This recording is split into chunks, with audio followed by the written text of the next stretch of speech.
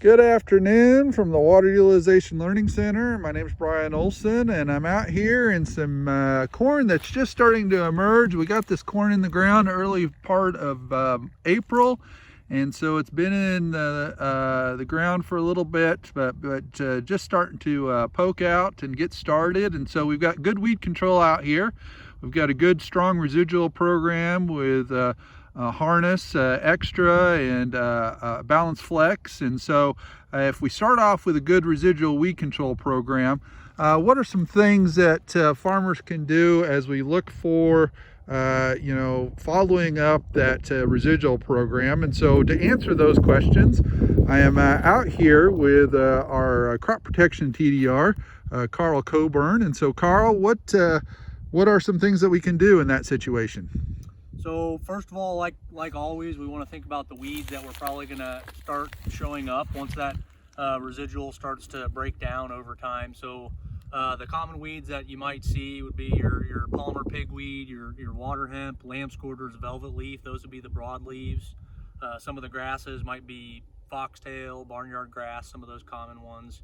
So you really want to think about foliar control options, and then having residual in your application. So talking about those broad leaves, there's kind of some bases you want to cover in terms of chemical control options. And so for the residual, we really like to have acetochlor in there for your post application.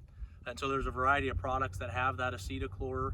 Another standby you're going to want to have is atrazine. So if you talk about products that combine the acetochlor and the atrazine, there's the Harness Extra, Degree Extra type products. Those would be really good, and those would pair really well with an HPPD like Laudis, and then a growth regulator like Dicamba. And so if you were going the Harness Extra, Degree Extra route for your residual component, mixing with Laudis and Diflex or Diflex Duo is a really good option.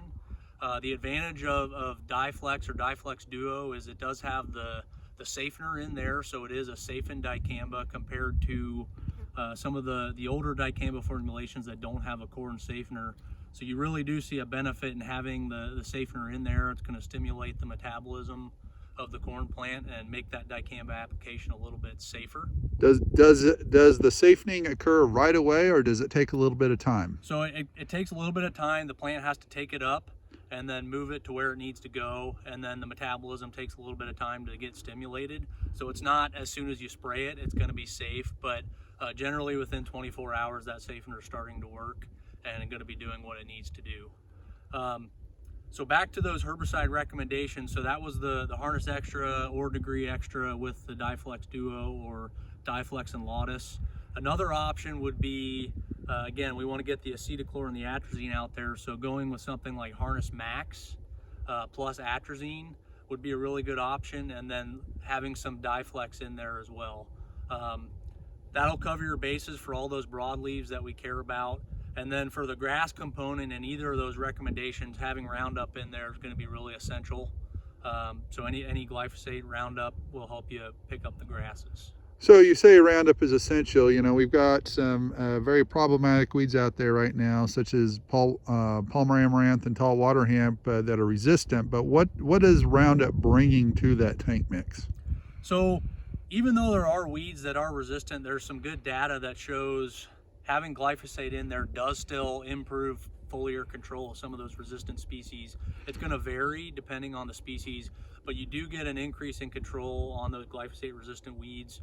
You're also getting some of the surfactant that's in the Roundup Power Max or Weather Max formulations that's going to help improve the control with some of those other herbicides in there.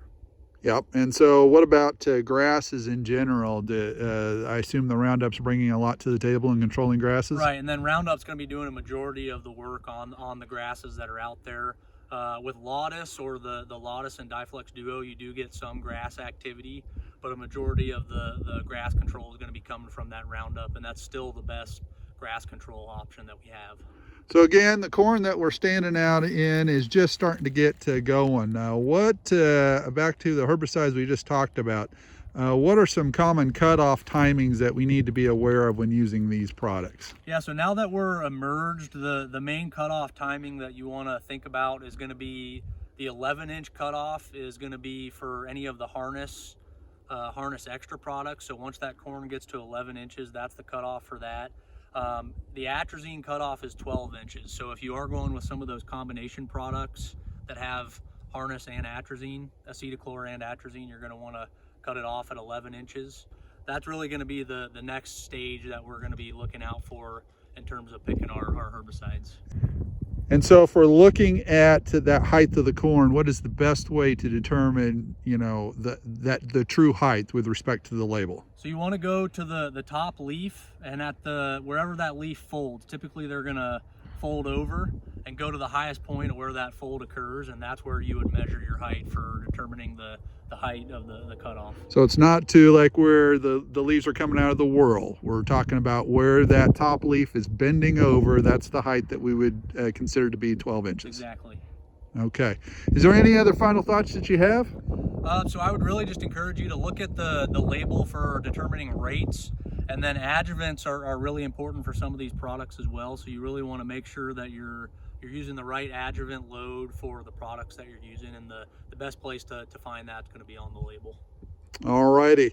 Well, with that, we thank you for your time, and we look forward to talking to you in the future about other agronomic topics from the Learning Center. Thank you. Thanks for watching this video from the Gothenburg Water Utilization Learning Center. For more information, please call 308-537-4500.